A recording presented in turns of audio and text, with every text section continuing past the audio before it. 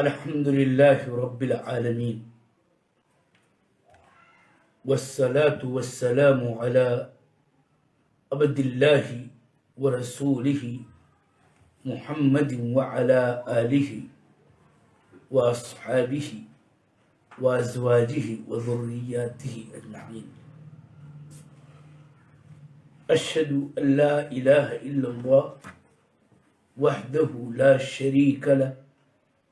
وأشهد أن محمدا عبده ورسوله. أما بعد،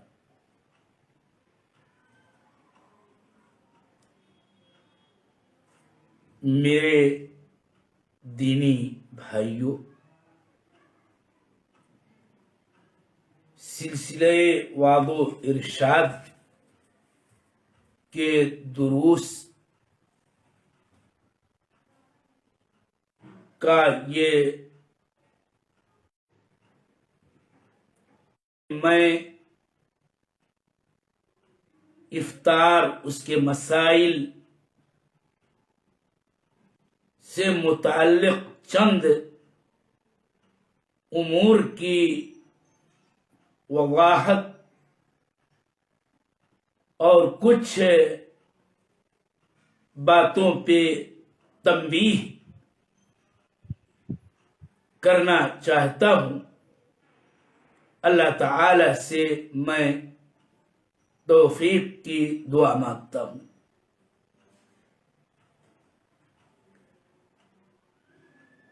ایسا نہیں ہے کہ کوئی نئی بات پیش کرنے جا رہا ہوں، مقصود تو اعادہ ہی ہے اور تذکیر ہے۔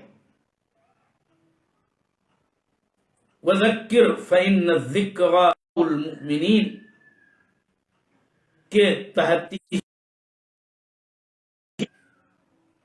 ہم دہراتے ہیں۔ اللہ ہمیں اور سبھی سامعین کو فائدہ پہنچائے۔ افطار کا آسان جو مطلب میں بتانا چاہتا ہوں کہ جب شرعی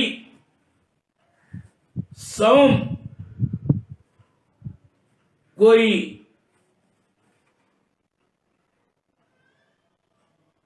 رہے، صوم کی حالت میں رہے،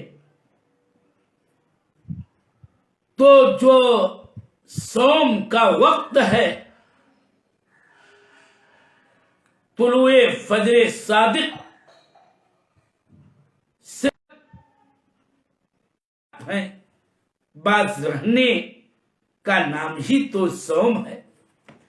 جب وہ وقت پورا ہو جائے تو کھا کے پی کے اور بھی جو ممنوعات تھے ان میں سے کسی کو کر کے روزے کی حالت سے نکل جانا، گویا یہ کہ اب روزہ نہیں ہے کہ نہ کھائیں نہ پئیں، اسی کو افطار کہتے ہیں۔ افطار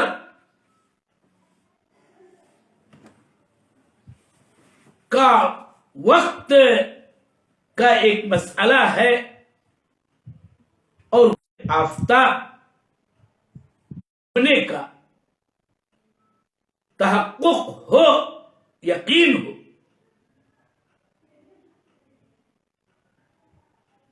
تو وہی افطار کا وقت ہے۔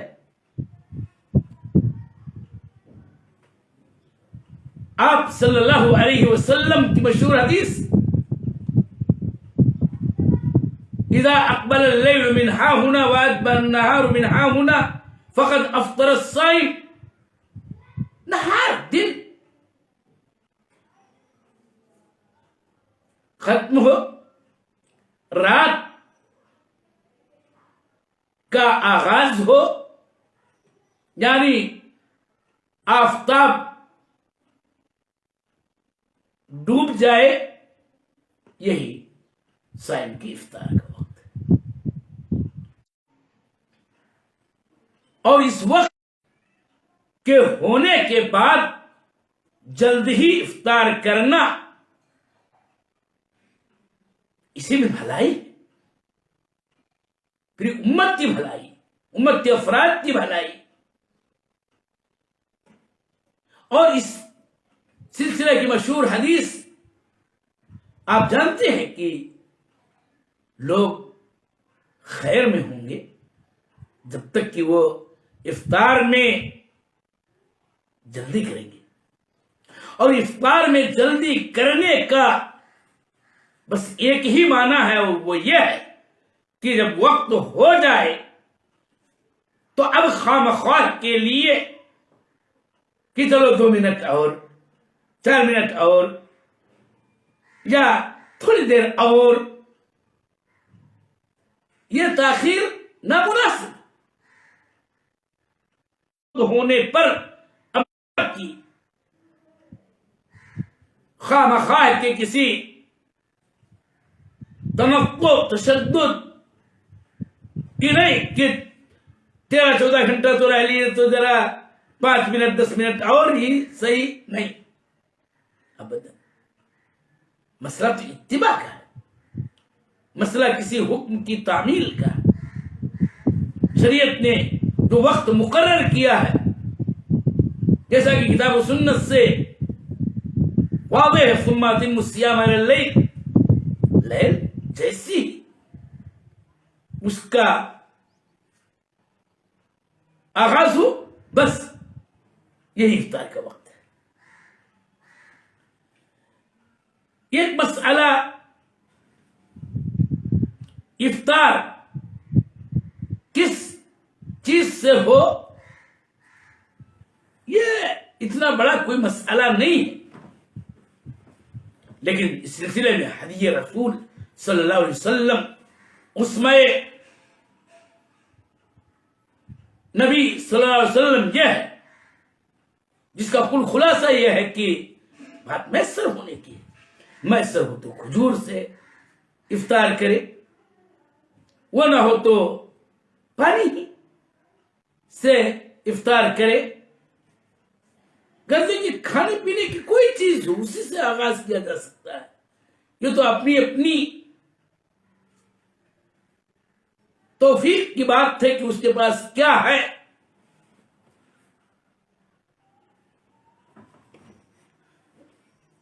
اور سنت کی اتباع، اگر تمر ہے، کھجور، رطب تازہ ترین کھجور ہے، بہت بہتر ہے صحت کے لحاظ سے بھی، اور نبی صلی اللہ علیہ وسلم کا اسوہ اپنانے کے اعتبار سے بھی. ایک اور مسئلہ کہ افطار کرتے وقت کیا کہنا چاہیے. یہ مسئلہ جتنا آسان تھا بر صغیر میں، اس کو اتنا پیچیدہ بنایا گیا. یہ افطار آخر کھا پی کے ہم سے باہر نکلتے ہیں، افطار کرتے رہ گئے، کھانا ہے، کھانے پینے کے آداب اور کھانے پینے کے اذکار صحیح احادیث میں موجود ہیں. بچپن سے ایک طالب ہو، ایک طالبہ ہو، ایک چھوٹا بچہ ہو، اس کو اس کی ماں اس کے باپ سکھاتے ہیں کہ بیٹا بسم اللہ کر لو، کھاتے وقت، پانی پیتے وقت کیا جاتا ہے بسم اللہ کر لو. تو ایسے افطار کرنے کے لیے جو ذکر ہے وہ وہی ہے جو کسی بھی وقت بغیر صوم کے بھی اگر آدمی کھائے پیے، اور کوئی بھی وقت ہو کھانے پینے کا جو کسی بھی قوم کے لیے ہے، ان کے اپنے جو بھی اوقات ہوں، تو بسم اللہ کہنا ہے، یا غلام سم اللہ، حدیث کے الفاظ. ہاں مسئلہ ایک سے افطار کے تعلق سے یہ ہے کہ جب صائم افطار کرے، مثلا کھجور جو بھی میسر ہے کھایا، اور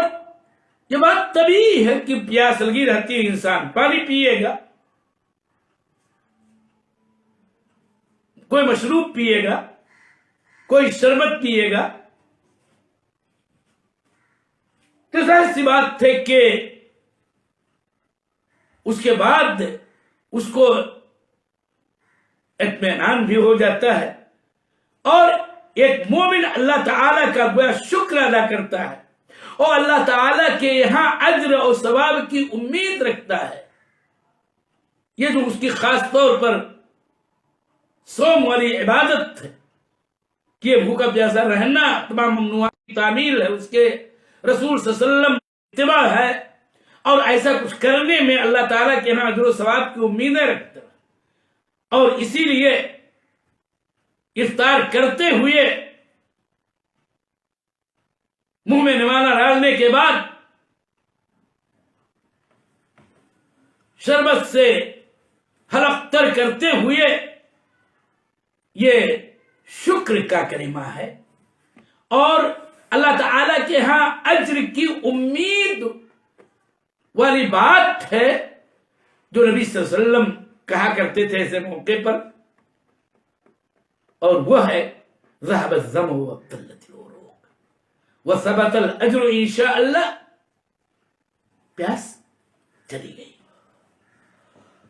رگیں تر ہو گئی، امیدوار جو اللہ کے نبی صلی اللہ علیہ وسلم سے ثابت ہے کہ آپ کہتے تھے ہمیں کہنا چاہیے، اور اس کے بارے میں یہ بھی کہنا کہ افطار کے بعد، افطار سے پہلے نہیں، بس یہ تبھی کہہ لینا ہے، اور باضابطہ ایسا نہیں کہ باضابطہ وقت کی پابندی ہے کہ بس اسی وقت کہنا ہے یہ کلمہ شکر و رجا، نہیں، بلکہ بس افطاری کرنے میں کم سے کم اتنی بات ہو کہ اس کی پیاس جس کا احساس انسان کو کچھ زیادہ ہی ہوتا ہے بھوک کے مقابل میں، پینے کے بعد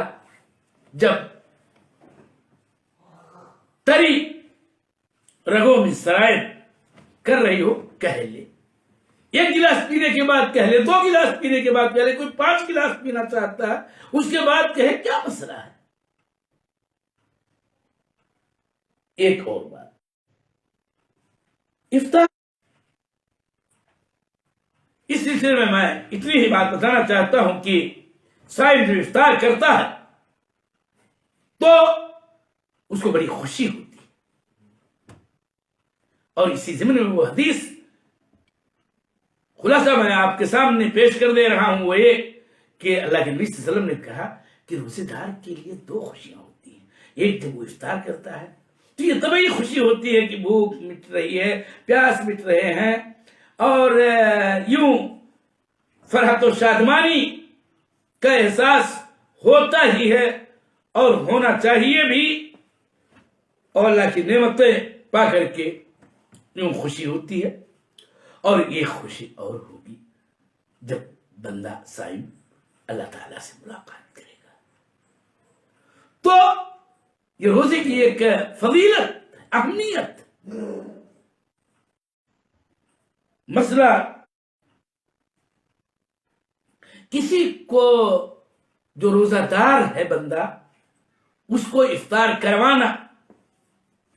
اس کی شکلیں الگ الگ ہو سکتی ہیں، اور وہ تفطیر روزہ کھلوانا ہی کہلائے گا، چاہے وہ سامان اس کے گھر پہنچا دے، اپنے دسترخوان پہ بٹھا کے سامان افطار اس کے لیے مہیا کرے اپنے ساتھ، جیسے وہ کھا پی رہا ہے وہ اس کو بھی کھائے، کھلائے پلائے، حتیٰ کہ اس کے مدد روپے پیسے سے کر دے، اسی نیت سے کہ تم کو میں یہ افطاری کے اہتمام کے لیے میں پیسہ دے رہا ہوں الی آخری، یہی تفطیر الصائم بڑا اجر و ثواب ہے، کسی صائم کا روزہ کھلوانا کہ کھلوانے والے کو دو بدلے دو اجر ملتے ہیں اور اسی کے برابر بھی اجر ملتا ہے جس کو روزہ کھلوایا جا رہا ہے، بغیر اس کے کہ اس کے اجر میں کوئی کمی ہو۔ اور یہاں یہ بھی ایک مسئلہ ہے کہ غریب و نادار وہ تو مستحق ہیں ہی کہ ان کی خبرگیری کی جائے، ان کا خیال رکھا جائے، حتیٰ کہ کسی غنی بندے کو جو صائم ہے اس کی بھی افطاری کروائی جائے تو اس میں کوئی مضائقہ نہیں۔ اور نہ کسی مالدار کو کہ اگر کوئی دوسرا اس کا مسلمان بھائی افطاری کے لیے کہہ رہا ہے، بلا رہا اپنے دسترخوان پر مثلا، تو یہ کہ ارے میں تو مالدار ہوں تو میں کیوں جاؤں کسی کے یہاں افطار کرنے، ایسا نہیں۔ اس لیے کہ حدیث کے الفاظ ہیں کہ من فطر صائما، یہاں غنیاً اور فقیراً کی کوئی کا یہ ثواب ہے جو حدیث میں مذکور ہے۔ ایک آخری بات میں، ایک مسئلہ ہمارے بر صغیر میں مسائل کہیں نہ کہیں بہت عجیب و غریب کے بھی ہو جاتے ہیں، جس میں بڑی مشکلیں پیش آتی ہیں۔ ایک چیز تفطیر الصائم، روزے داروں کو روزہ کھلوانا ایک مسئلہ تھا، لیکن اہل سیاست نے بالخصوص افطار پارٹی کے نام پر یہ تفطیر الصائم والی حدیث کو سامنے رکھتے ہوئے یہ اہتمام کرنا شروع کیا، اور اس کے جو تماشے ہیں اور اس کے جو روزہ کھلوانے والے کے جو مقاصد ہیں، جو اہداف ہیں، جو غایات ہیں، اور اس میں جس نوع کے لوگ شرکت کرتے ہیں، اور شروعات کس طرح ہوئی اور پھر معاملہ کہاں تک پہنچا، اور یہ کہ ہو کوئی تقسیم ہی نہیں رہ گئی، تو یہ چونچلے بازیاں اور اس کا اسلام کے ٹھیٹھ دینی مسائل سے کوئی تعلق نہیں، اس کو خود سمجھنا چاہیے۔ میں تفصیل میں نہیں جانا چاہتا، ابھی جلد ہی کی بات ہے، ایک صاحب نے سوال کیا مجھ سے کہ ہمارے گاؤں کے وہ کچھ دوسرے لوگ اپنی طرف سے وہ اپنی گویا مرضی و خوشی سے افطاری کروانا چاہتے ہیں کچھ لوگوں کا، یعنی مسلمانوں کا۔ تو میں نے کہا کہ مسئلہ جتنا سوال کرنا آسان ہے، جواب بہت مشکل، اور مجھ جیسے چھوٹے طالب علم کے لیے تو اور مشکل ہے۔ میں نے کسی مفتی ان کو دینے کی بات کی، اور یہ کہ آپ یہ کہے بغیر میں اس درس میں نہیں رہوں گا کہ میرے دینی بھائیوں، یہ صوم، یہ روزہ، یہ میرا دین ہے، میرے دین کا ایک رکن ہے، اللہ تعالیٰ کی عبادت ہے، یہ سراپا الدین العبادت للہ مخلصا لہ الدین والی بات ہے، اور دین اسی کے لیے ہے جو اس دین کو پورے یقین اذعان کے ساتھ مانتا ہو، اور اس میں مشارکت اور اس میں باضابطہ ساجھیداری یہ درست نہیں۔ اور اس سلسلے میں ہمارا قرآن کریم کیا کہتا ہے یہ بھی سمجھیے۔ یہ روزہ میرا، ہم مسلمانوں کا ہے، ہمارے اسلام کا ہے، ہمارے ایمان کا ہے، ہمیں پر فرض ہے، اس کو آخر دوسرے سے اس کے جزیات تک سے دوسرے کو کیا لینا دینا ہے، اور کیوں ایسا ہو؟ اگر بعض عمومی ذرائع سے لوگ سوچتے ہیں کہ ارے حلال وجائز چیزوں ہیں کیا، لیکن مسئلہ یہ ہے کسی چیز کو مالہ معالے کے ساتھ دیکھنا چاہیے۔ آج وہ ہم کو افطار کروا رہا ہے، بڑی اچھی بات ہے، چلو بتائیں، لیکن کل جب اس کا اپنا کوئی تیوہار ہوگا، اس کے روزے کے لیے اپنے نام ہے ہندی میں برت، تب جب آپ اس کو پھل فروٹ یا جو بھی وہ اس حالت میں بھی کھاتا پیتا رہتا ہے، اگر نہیں پیش کرو گے تو